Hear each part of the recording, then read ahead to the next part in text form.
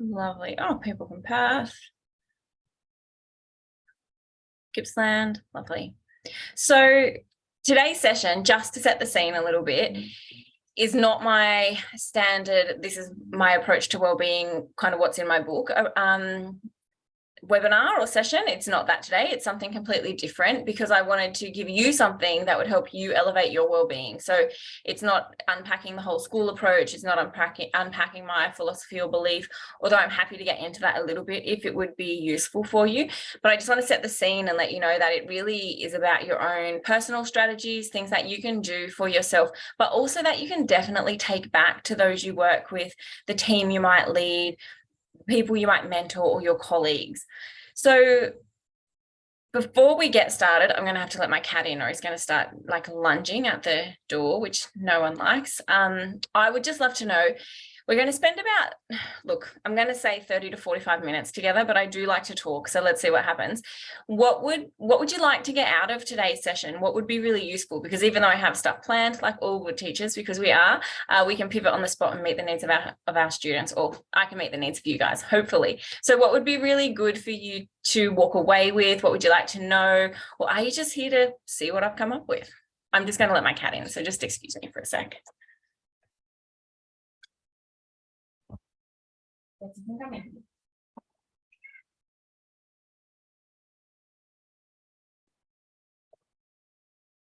Just pop that in the chat box so I can answer any of those questions or incorporate that as we go. Mindset strategies to maintain wellbeing goals. Yeah. This is my cat, Barry. If you haven't jumped online with me before, he usually appears.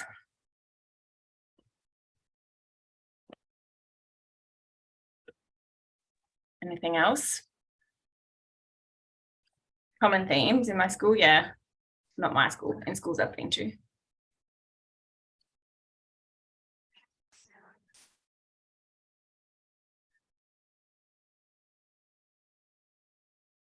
Okay, let's dive in. So, hold on, we got learn more about wellbeing so I can better support those I work with. You love my book and interested to see what I present. Strategies maintain wellbeing. Perfect. Oh, you've just joined us and you're not on.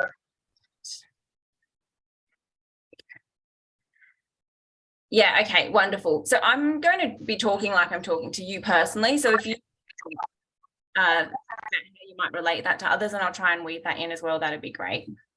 Let's see how we go with that. Okay, cool. Help the teachers you work with. Yeah, okay. There'll be useful stuff in this.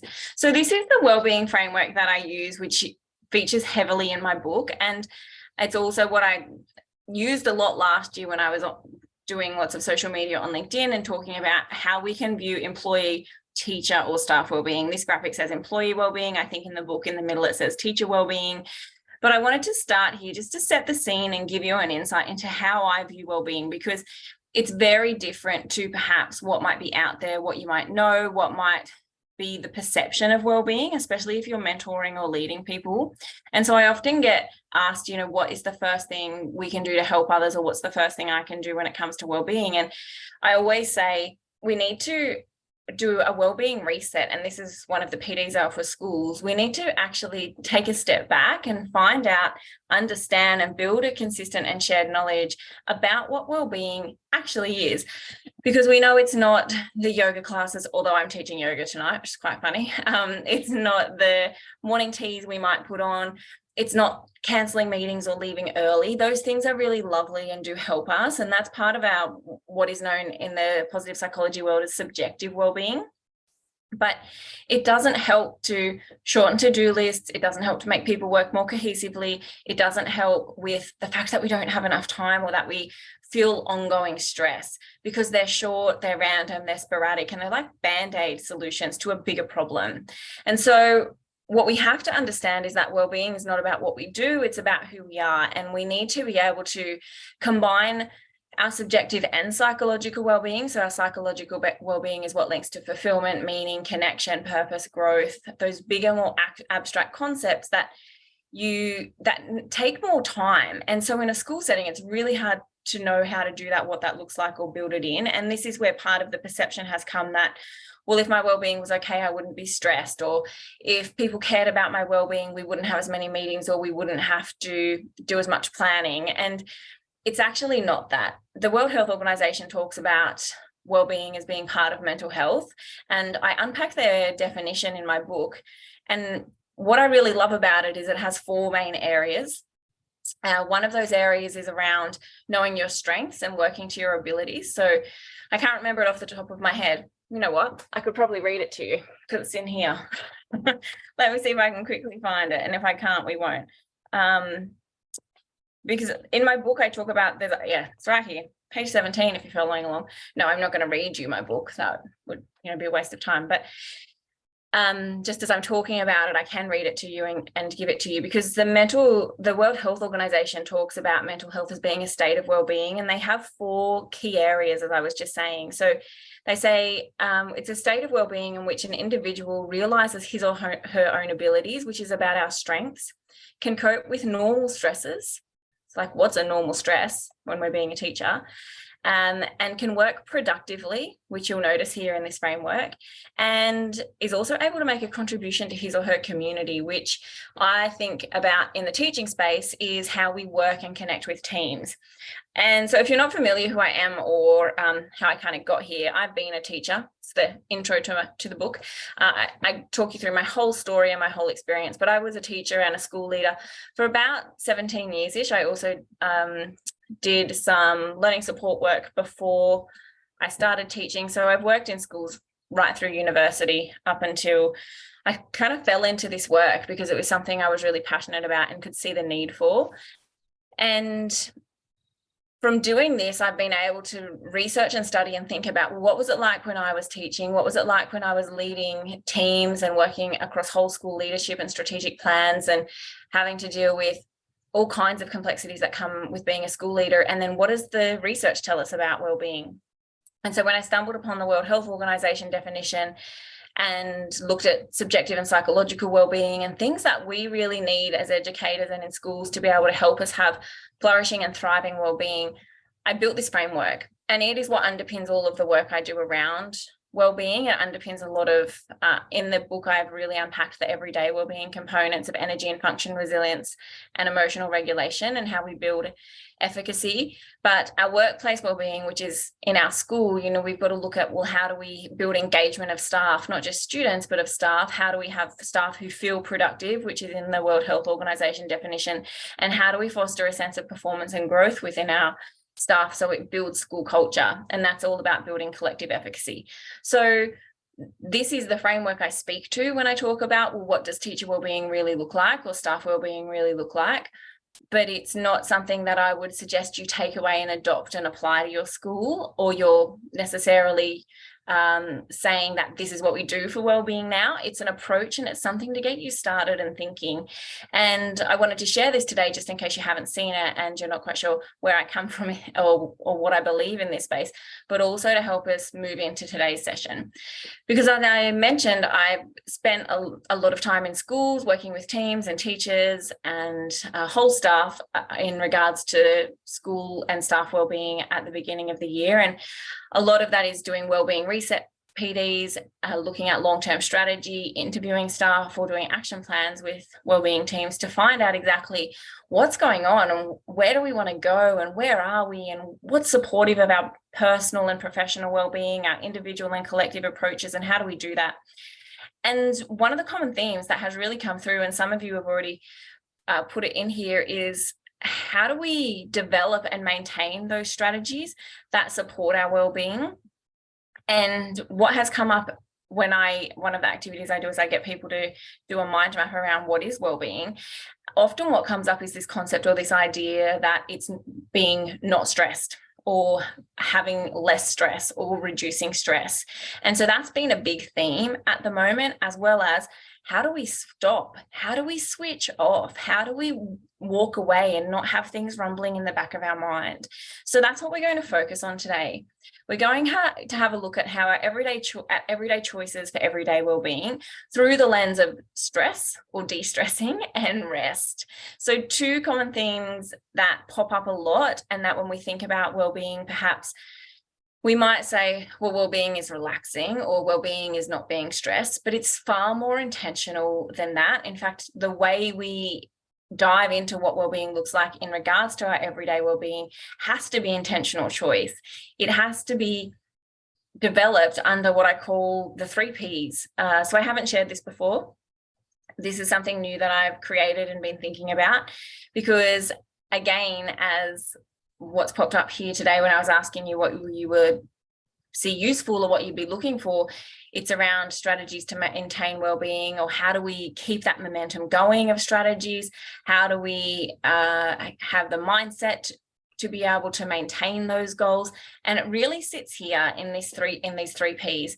So planning, prioritizing, and participating in your own well-being strategy, your own well-being work. So with some of the work I've been doing lately as well, I've been working with teams to help them build personal and professional or individual and collective and team approach well-being plans. And it's going through this, it's planning, prioritizing, and then helping them to participate actively in those well-being solutions.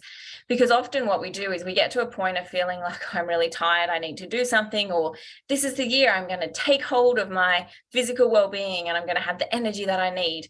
But we don't actually sit down and plan what that looks like.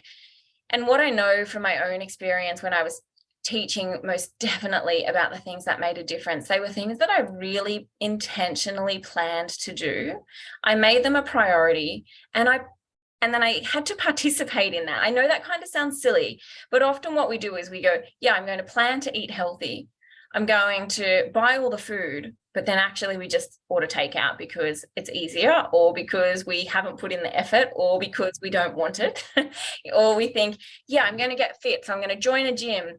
I'm going to go every day after 5 o'clock, but then 5 o'clock comes around and we're too tired and we don't go. Or, in our school environment, it's things like, this year I'm going to be really organized on top of marking. I'm going to make sure I do it at the end of every day, but then we don't do it because we spend time perhaps wandering around chatting to colleagues instead of using that time effectively. And then all of a sudden we have to go home. So we have to plan, prioritize, and then participate in the strategy or the act or the thing it is we're trying to achieve and do, rather than just profess that it's something we want to achieve. And this is really, really key. So we can think of planning like goal setting, or perhaps having an action plan, or having a key intention that you want to work towards. Prioritizing is around, well, how am I going to make it a priority? Do I need to have it happen at a certain time? Do I need to have it at the top of my to-do list? Do I need to, and I was talking to someone about this the other week, schedule it in my calendar? So one person I was talking with, an educator, a teacher, was saying they really wanted some downtime during the work day where they could just step away from everything, but people were always talking to them, popping in to their staff room when they were having their breaks, or when it was lunchtime, or when they had their release from face-to-face. So they started in their calendar blocking out quiet time. So they actually called it making a meeting with themselves. So a meeting with myself is what it's called, and it's in the calendar. And that when that alert pops up, or that reminder, or they see it in their calendar, they've not only made it a priority, so it's in there, they know then actually this is what I'm doing for that 20 minutes. And it might be things like going for a walk, or sitting outside, or doing a quick meditation, or taking 20 minutes to just say, gosh, what do I really need to be focusing on right now? How am I feeling? Checking in with themselves. So there are 3 components that need to come into play when we're thinking about the work of well-being. Otherwise, we kind of leave it to random, ad hoc, cross our fingers. I hope I get this done. I hope it works in whatever area. And for most of that, it's around what I call the umbrella of energy and function. So we're usually really good at setting goals and planning for things like, I need more sleep, I need to rest more, I need to eat better, I need to move my body, and I need to drink more water. They are the 5 things that sit under energy and function, which you can read about in a chapter in my book also. But I feel like this is a plug for my book. It's not. I'm just saying that so that I don't, if you're like, where do I find out about this? It's in there, and I'm not going to repeat it for those of you who have read it. And I'll show you where you can get it from. You can get it from everywhere, but it's in there. And so they are generally the 5 things when I sit with teachers and teams that come up around things they're working on. And that's definitely been a common theme this year around physical health, because our physical well-being, energy and function is the fundamental of everything. You know, if we don't get enough sleep, if we don't look after our nutrition, if we don't move, if we don't rest, and if we don't stay hydrated, then nothing else works. It doesn't matter how much we're trying to work on emotional regulation. We really are not optimal at doing that if we haven't had enough sleep, because sleep impacts our stress, it impacts our cortisol, it impacts everything else that we need to be working to help us do that. It doesn't matter how much we're trying really hard to stay on top of our planning and our marking if we're not eating well, if we're not going outside and getting some sunlight, because we need those things to help our brain work for cognitive function. So what we do under our physical health supports our ability to be able to think, to be able to plan, to be able to be creative. And so they go together. And often that's why we think that is the foundation and number one. And part of me would say, yes, absolutely, we need to get that right individually. But then there are also some collective things we can plan to do. So I was running a team meeting with a school yesterday. I was meeting multiple teams throughout the day. And I was talking to a team in particular, and they were saying, we really want to get on top of our weekly planning, making sure we meet, making sure we do all of the things we need to do, so we're kind of not rushing and sharing resources last minute. So I said, what does your allocated planning time look like? And they shared they had 2 40-minute sessions, one Wednesday and one Thursday, or might have been Tuesday and Wednesday. And I said, so fantastic, how are you going to utilize that time to help you be better planned and organized?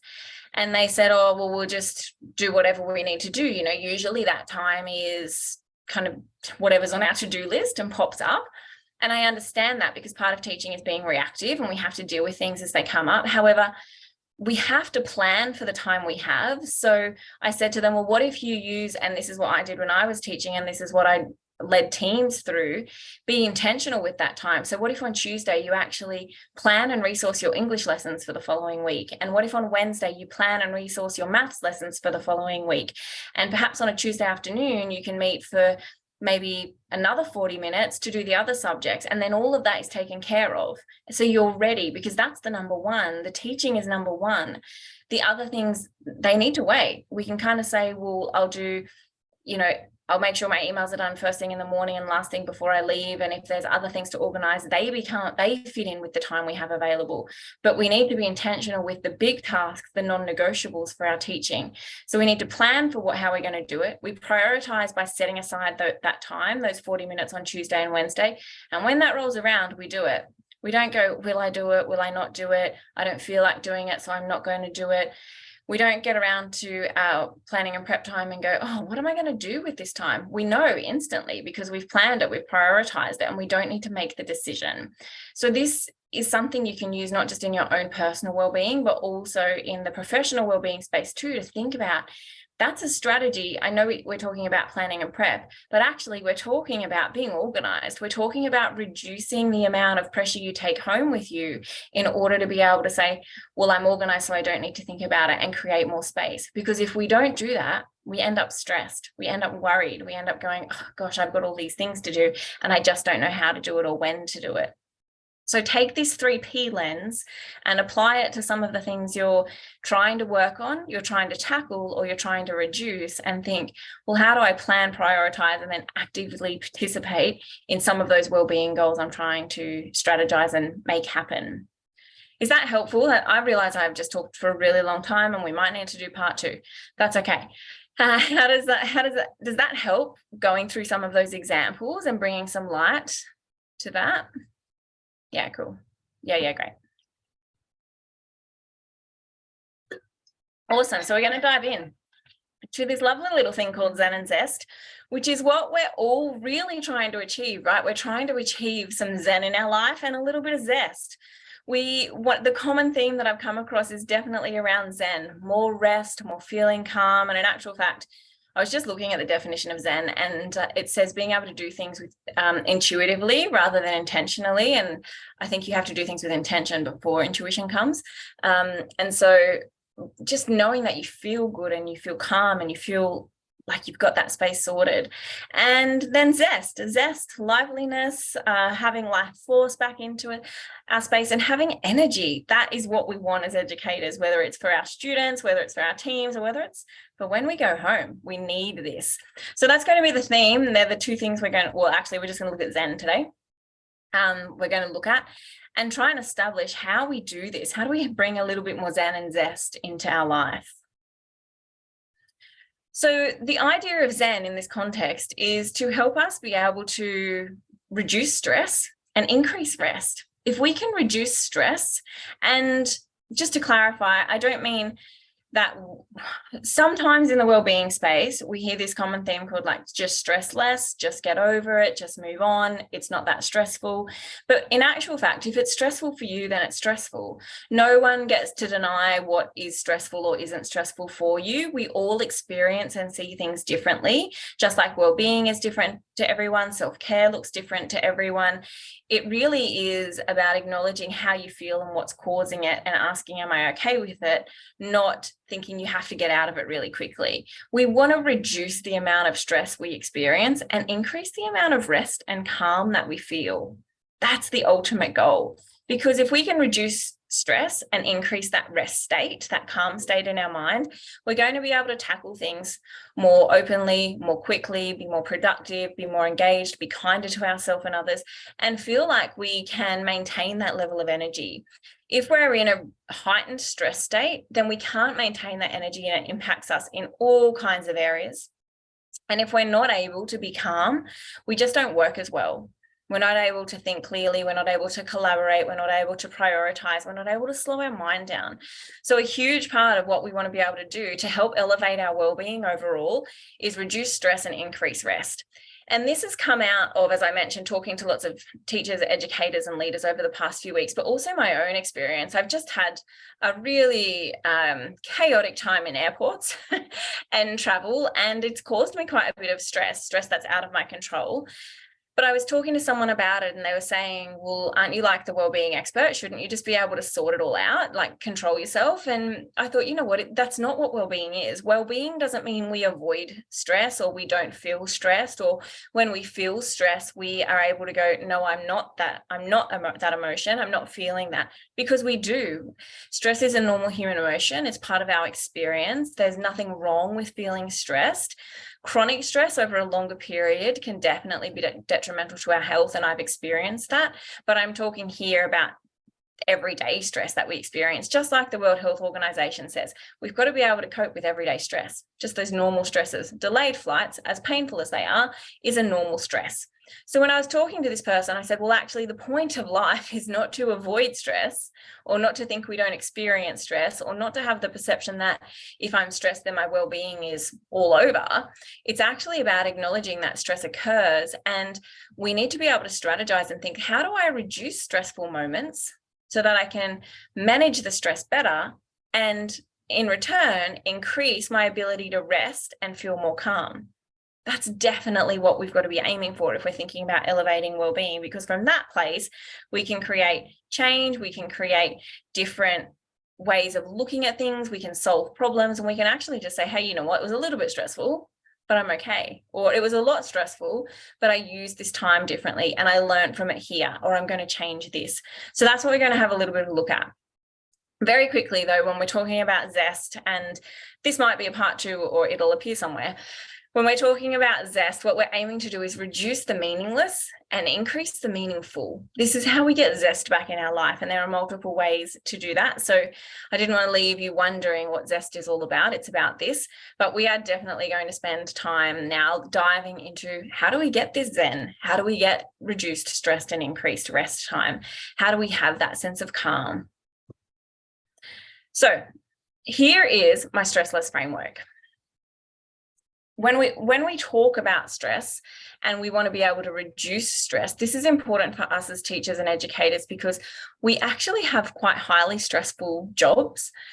Being a teacher is stressful, and it's not always bad stress, but the perception, if we hold on to it, of I shouldn't feel like this, it should be easier, the stress is really getting to me, I need to not be stressed, can be quite damaging and impact the way we work and impact our well-being. And I just want to preface here again, I'm talking about the normal everyday stresses we experience. I'm not talking about long-term chronic stress. That is a different type of stress. I will talk about different types of stress in a moment, but I'm talking about the little things, like the intense report writing periods, or the fire alarm going off in the middle of a lesson, or students fighting on the playground and then you have to pause your lesson for 10 minutes because you need to sort that out, or a parent email that you've got to respond to, or a relief teacher that hasn't turned up, or an extra duty you've got to cover.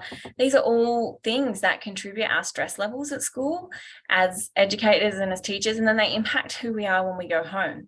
And so stress less can actually help us to be able to not deny the stress, but check in with it. So it's about asking ourselves, does the stress serve me? And am I able to learn from it? Am I able to know where it's coming from? Can I do something different? Are there strategies I can utilize? Because the more we can reduce our stress, the more we can have a mindset of, actually, I can work through this, or it's a fleeting moment of stress, I'm okay with it, the more we're going to be able to tackle some of the other things that we just need to be able to do in our day. So the 4 steps we go through in the stress less framework are really to check in with that emotional state. We want to identify the emotion, and we need to be really clear, really granular, really specific on, is this actually stress I'm feeling? Because what I'm seeing a lot at the moment is headlines of all teachers are stressed, teaching is the most stressful job, I'm stressed all the time. Of course, you're a teacher, you're supposed to be stressed. What a terrible thing to hear someone say.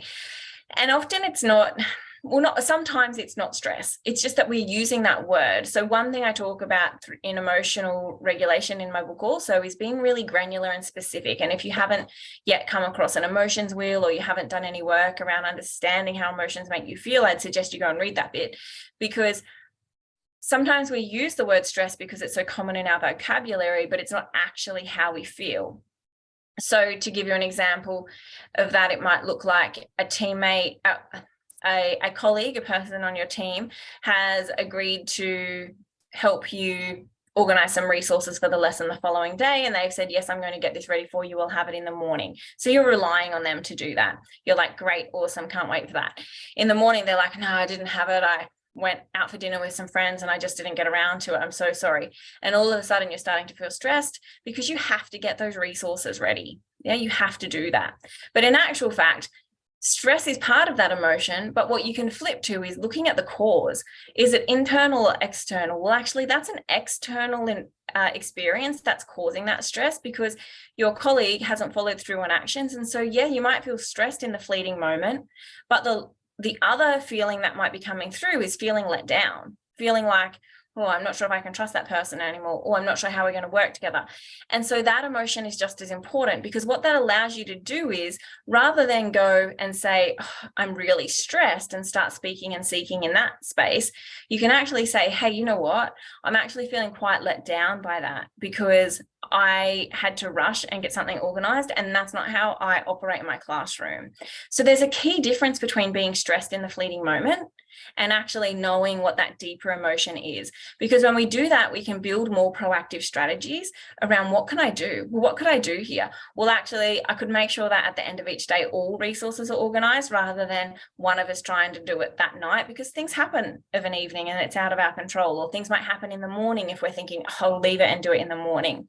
So there's power in acknowledging the stress, which is identifying that emotion, but then also coming to the cause.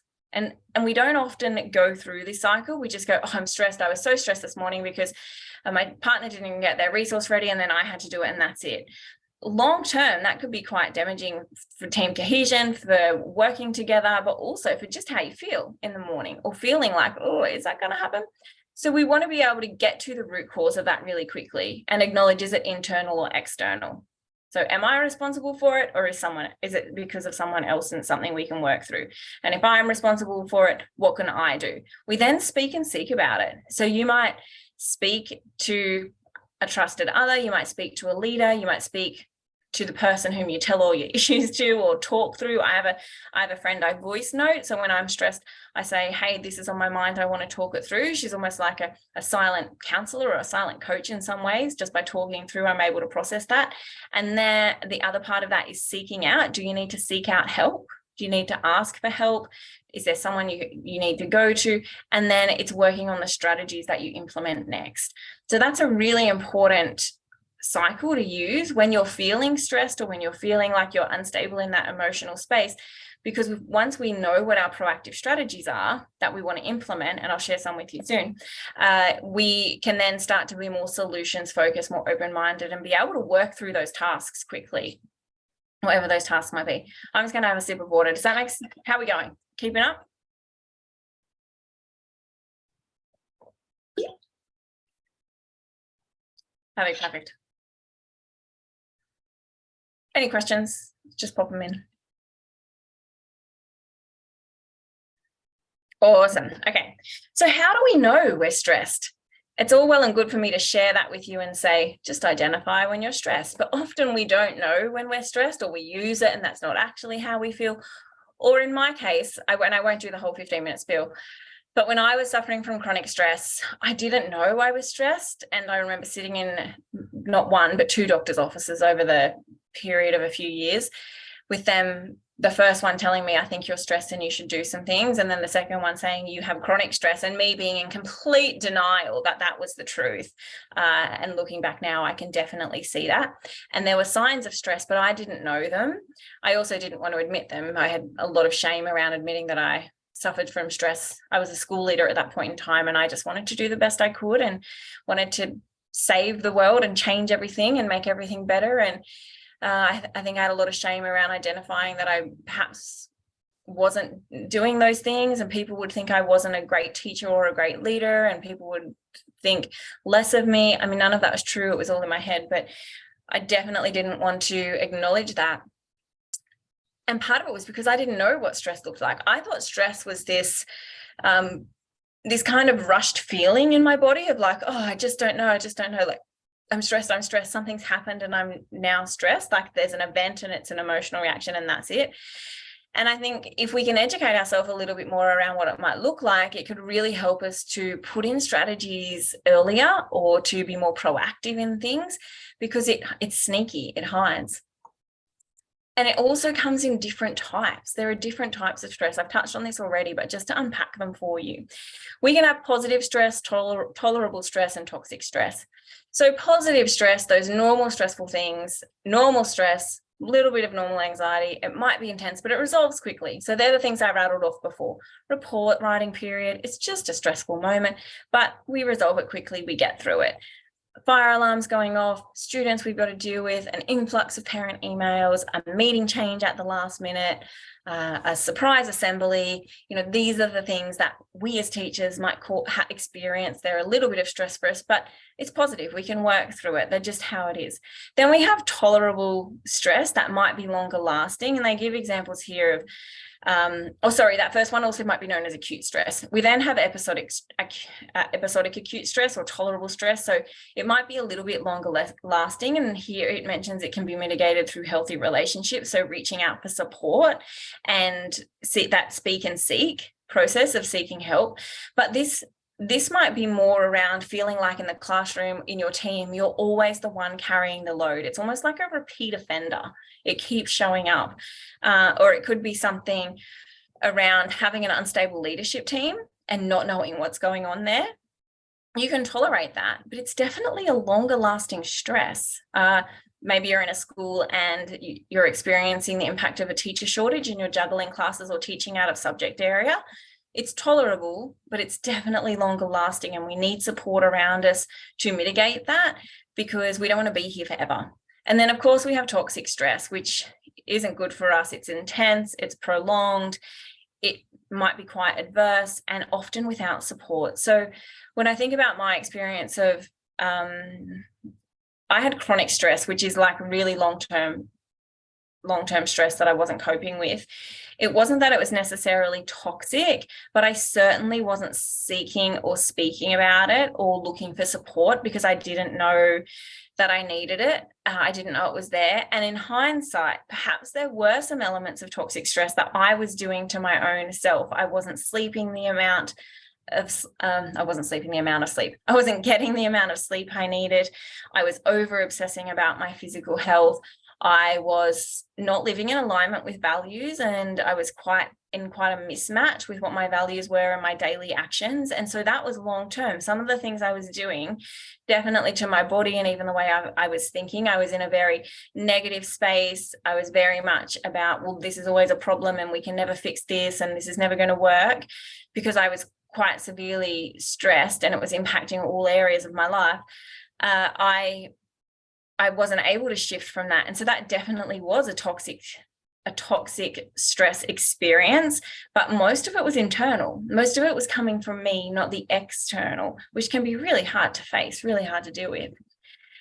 So we have to know that, yes, we can be stressed on a scale, and it's part of identifying where you are in the degree of stress that is helpful to know. Sometimes we feel stressed and we need to check in, hey, is this healthy stress? Like, am I going to be able to move through this? Is it tolerable stress? And if I know if I stay here long term, it's going to end up into the toxic stress space, or is this actually long-term toxic stress and I need to do something about it straight away? Identifying what type of stress it is can also help with mindset. So, for example, report writing, which happens every year in every school at around the same time, can actually see people get into quite a stress state that can almost be toxic and unhealthy. Why do we have to write reports? I can't believe we have to do this. They take so long. They're definitely going to be late. It shouldn't be like this. We should be given more time. When in actual fact, it's part of what we do. The stress around reports can actually be healthy stress. We can work quicker under pressure. We know it's coming, so we can preempt it so it's not stressful. We can work together on some of that to perhaps have report writing sessions where we're with each other. Usually there's more chocolate hanging around. It's something that we know is coming, is short term, and we can move through it. But it's our mindset and the approach of how we tackle that might impact the degree of stress we're feeling. So it's really important, and especially if you're leading and mentoring people, to get them to have an insight into, is this something that's actually part of our normal daily stress as a teacher? Can it be a healthy stress experience? Because not all stress is bad. And this is one of the things we need to demystify and break down. Is it something we can tolerate, or is it completely toxic to us? Of course, if it's toxic, we want to eliminate that immediately and work through that. But it's part of, remember, in the World Health Organization, it's about managing that normal daily stress. And then knowing the signs of stress. So I touched on this before too, and I think this is part of how we can elevate our well-being when we're aware of the signs of stress we're experiencing. And it hides in 4 areas. It hides in our mind, body, emotions, and behaviors. I won't read all of those out, but to talk through my own experience and what I often see with teachers is that when we're thinking about how stress impacts our physical health, we don't want to move our body. We often have headaches. We're tired. We can't sleep, even though we're really, really tired, which is where fatigue comes in. We mightn't be able to think as well, plan as well, contribute to our team. We mightn't have the same level of creativity that we used to have. We might be watching far more TV. I know when I was experiencing my chronic stress moments, I would go home from work and watch TV, and that's something I just don't do. I'm just not a TV watcher. And I remember at one point going, what am I doing? Why am I doing this? And it was because I couldn't think. I couldn't think about anything else. I couldn't focus on anything else. I was so heavily fatigued and I had really high cortisol, so my stress was really high and quite damaging from that chronic stress, that I would just sit there like in a completely numb state and watch TV, and I would eat like sugary foods, cravings for chocolate, breads, cake, those types of things. It does mention things here like drinking and smoking, and that's not something I engage in, but I think it's important to highlight that, because sometimes what I see in schools is, well, we have 5 o'clock or not 5 o'clock, we have Friday wine club and things like that. And we just don't know if that's helping someone's stress or impacting it. And we've got to be really mindful when we're doing things like that. And then, of course, we can it's that inability to make decisions, which is why I would just watch TV, because I couldn't think about that. The negativity I shared before about how I just had a negative mindset, and the worrying. And so worrying about, is this good enough? Is it not good enough? These are really key things. The reason I'm sharing this is because I want you to be aware of some of the signs that might be a signal of, am I feeling stressed here? And no, is it a momentarily? Is it a moment of stress? I don't know the word. Is it a moment of stress, or is it long-term stress? They're just things to be mindful of, because sometimes we think, oh, I'm just not sleeping, I'm not sleeping, but actually maybe there's something that's impacting your stress levels. And I think if someone had said to me early on, how's your sleep? I would have gone, oh, well, I'm really tired, but actually I'm waking up at 2 or 3 a.m. And they could identify that maybe there was something worrying or stressing me out. I wouldn't have got to the point where I got to. And I think now, as wellbeing is becoming not as taboo and more open, and we've got leaders here willing to talk to their teachers and people they mentor about that, or even people that you can have this conversation with yourself or with your friends, we can start to mitigate some of the things that perhaps would have gone on long term, or just been seen as that's the way it is, you're a teacher. And we don't want to be doing that. We can also look out for some of these things in our colleagues. You know, if we notice our colleagues are feeling fatigued and tired, if we notice that they are unable to make decisions, if they are a little bit negative, we can say, hey, what's going on there? How can I help? So it's just a good lens to use, rather than thinking, oh, that person's always negative, or that person's always tired. Maybe there's something else going on there we can support them with, or support ourselves with. And this is why, as I mentioned, we've got to know the causes of stress. I've just actually realized I've talked through that. But that's how we can say, well, what's causing the stress? It's almost like looking at a map and saying, well, if this is how I'm feeling, what's causing it? Because then we can get to, what now? What do I do? How do I mitigate and move through some of those stressful moments and build in a more planned, a more proactive, a more prioritized way of being able to actually strategize some of those things that are going to help elevate your well-being and reduce that stress and increase that rest and calm. All right, we're going to do, I'm open for questions for a minute. Before we dive into how we build some of that rest. Yeah, thanks, Des. I know. It's like this normal thing, right? You're a teacher, you're supposed to be stressed. It comes with the job. That's normal. No, we shouldn't be normalizing that. We should be normalizing conversations that allow people to share how they feel, and using that, I always say, as data and information to be able to investigate what's causing it, so we can come up with real solutions, not just saying, well, that's how it is. Yeah, awesome. Okay, so I want to share these with you now, the 3 R's. I mean, clearly I've 3 P's, 3 R's is how I was feeling when I was planning. I actually tried to come up with a really cool word, but I didn't get there. Rest, reflect, replenish.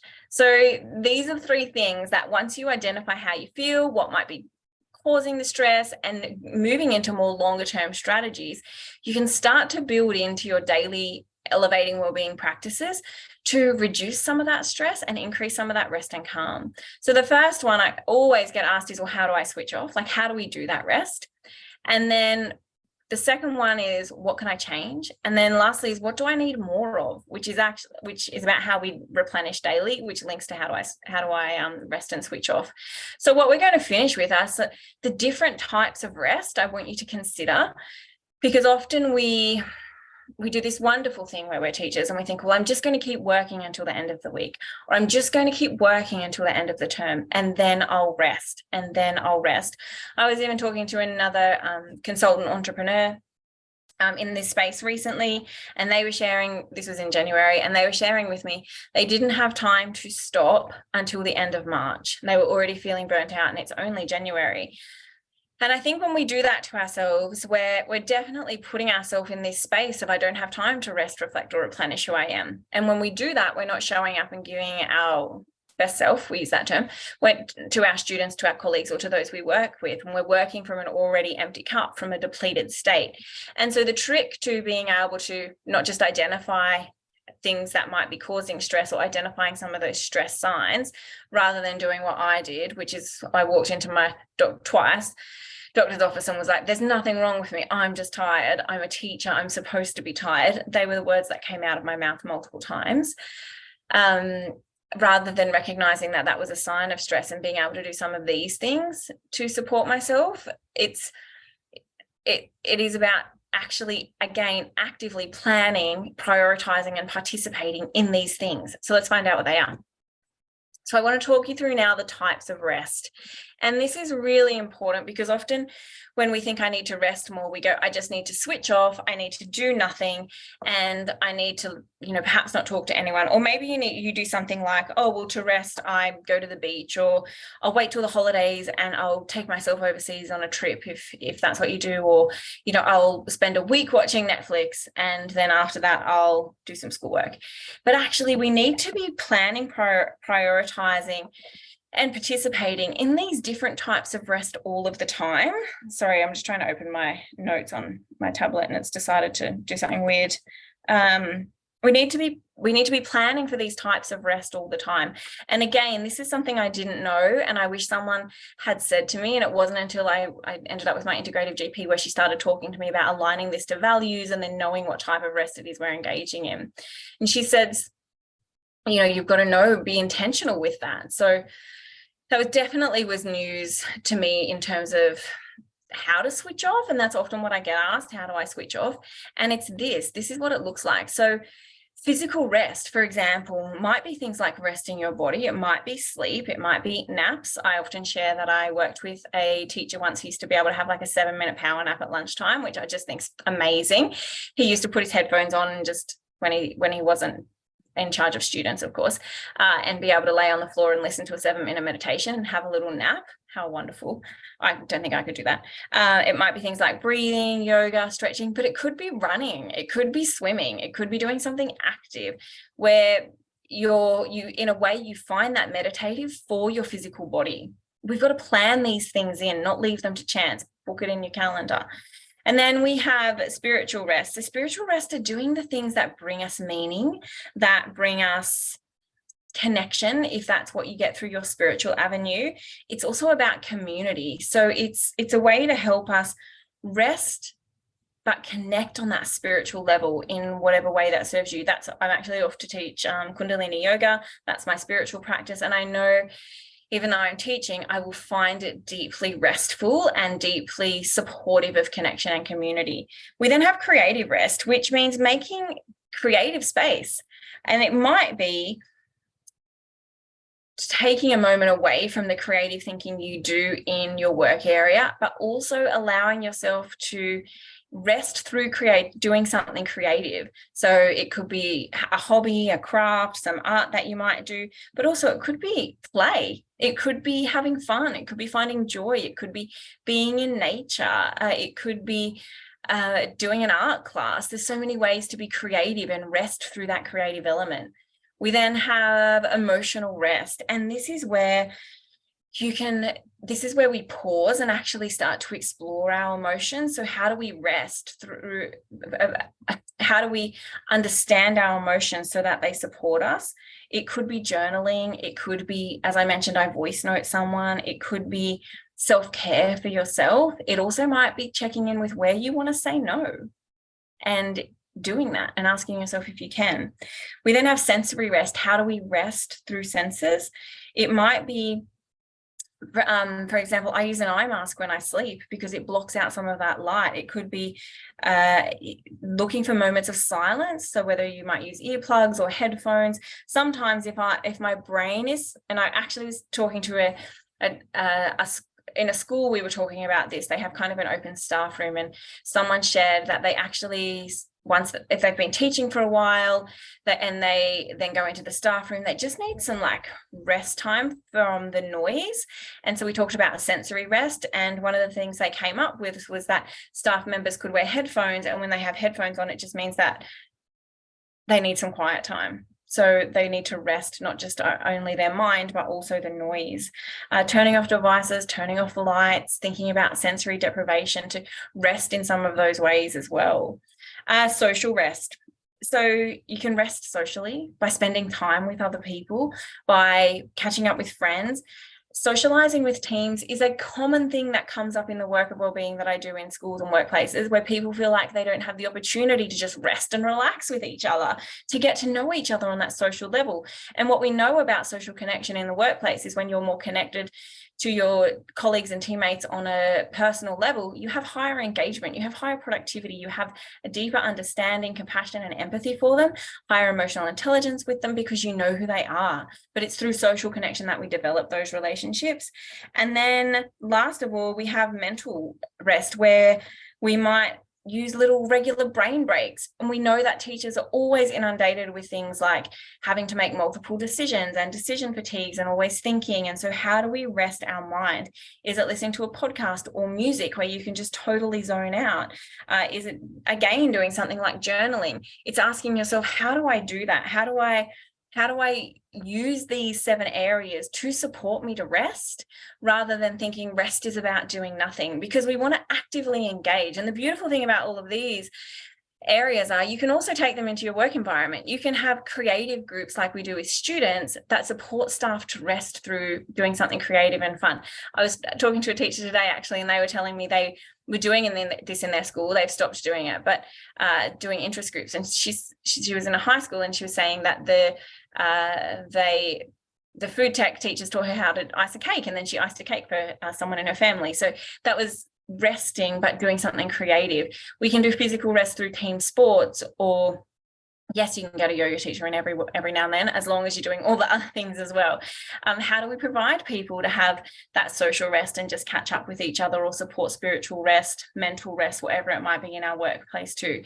But the key thing with all of it, I'm just going to skip here because we're running out of time, is coming back to planning, prioritizing, and participating. We can't leave our well-being to chance if we want to elevate it, and if we want it to actually flourish and grow and thrive. We have to be active participants in it. We have to actually really consider what it means, consider what it looks like, consider the way we engage in it in order for it to work.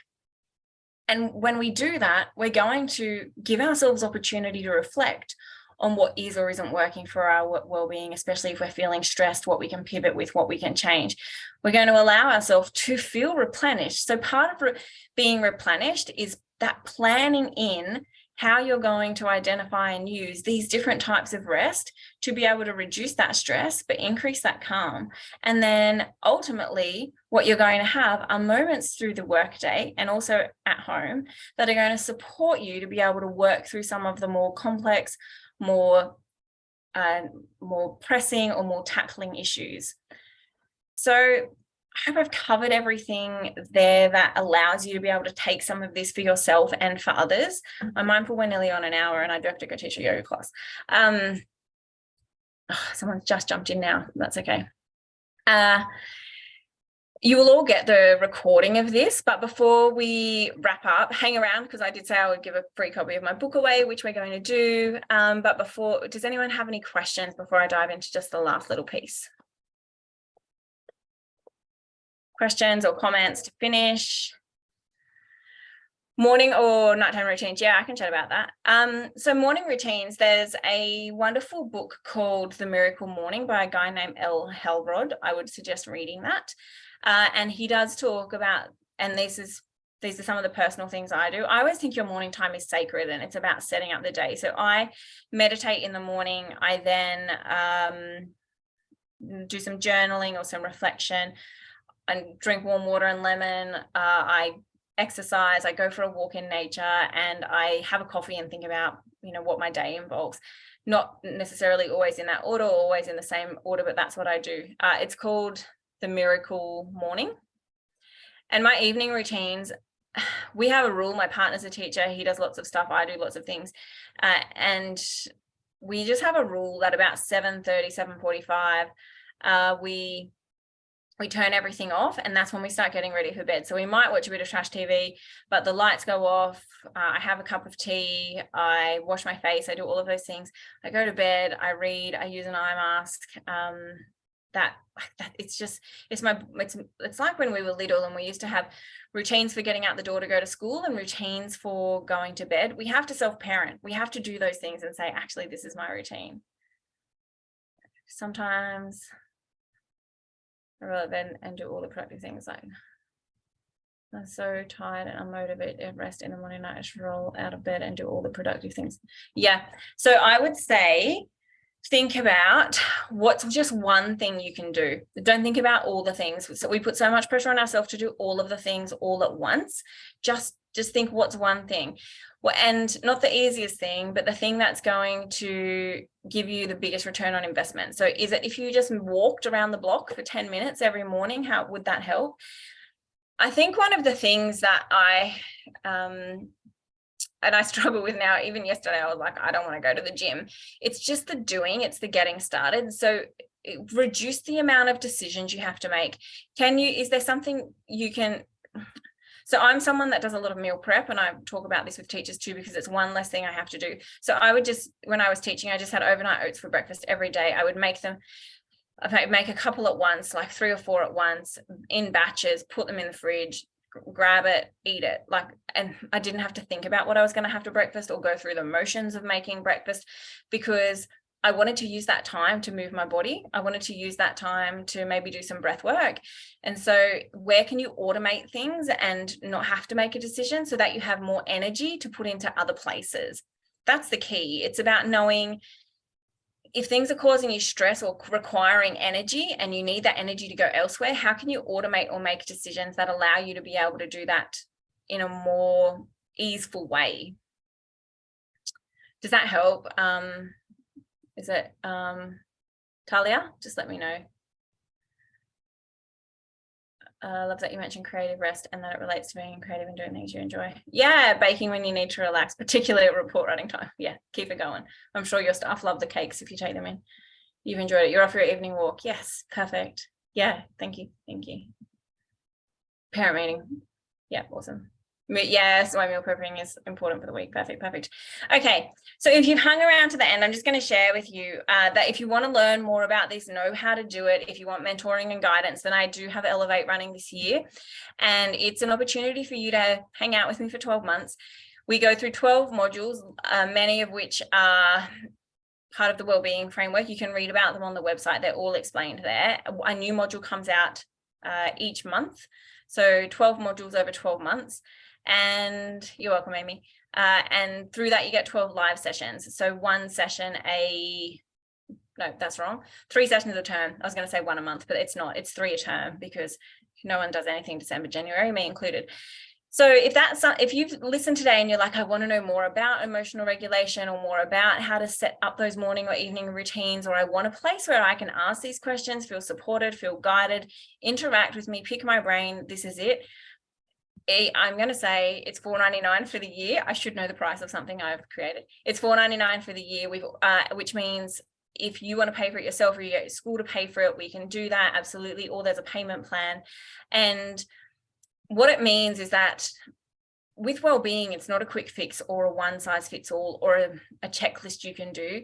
You get the time and the space and the support to explore what areas you might need to work on or not, and to perhaps consider some things like we have just done today that impact wellbeing that we're not talking about so much yet. We talk about stress in a really negative way, like it's something we should avoid or shouldn't feel. In actual fact, it's okay. We just have to recognize whether it's healthy or unhealthy and know how we cope with it and use rest to support, giving ourselves some of that space to better manage it. Nothing is ever good or bad. It's how we interpret it and how it impacts us. So this is a place where you can come hang out with me. So if you want to do that, head to the website, feel free to email me or send me a message here now. But otherwise, let's do the book draw, because I said we would do that. So I'm going to do it. Let me just find this. So there are 20 of us on here. Okay, here's what we're going to do. There are 20 of us on here. I'm going to do I will. I'll do a random number selector. And if you were that person on my screen, you are going to be the person to win the book. Are we ready? So I'm just going to get a random number selector on my phone. So you know I'm not cheating and then cheating. I mean, it's not really cheating, is it? But you know what I mean. Random number generator. There are still, well, there's 19 of us left. Someone must already have the book. And I'll be counted. So between 1 and 18. Generate, here we go. Number 6. 1, 2, 3, 4, 5. Oh, I got to go to the next page. Oh, no, here we go. 1, 2, 3, 4. Sophie, you're just on my screen as Sophie. If you are Sophie, and you're listening, you have to be listening. It's all yours.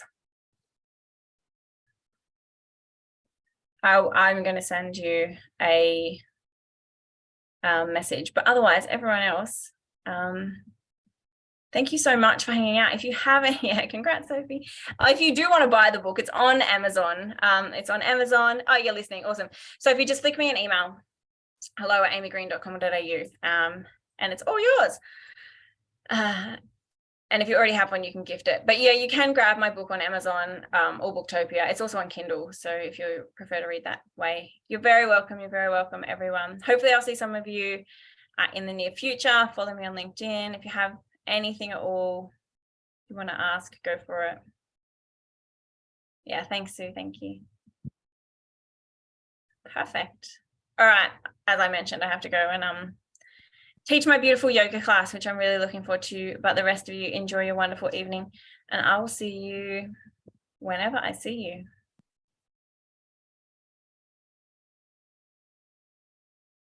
Beautiful.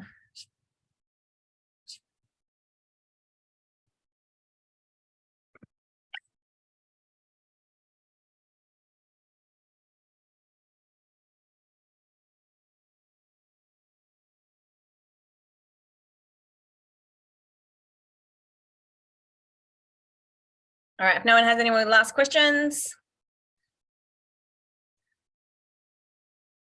Perfect.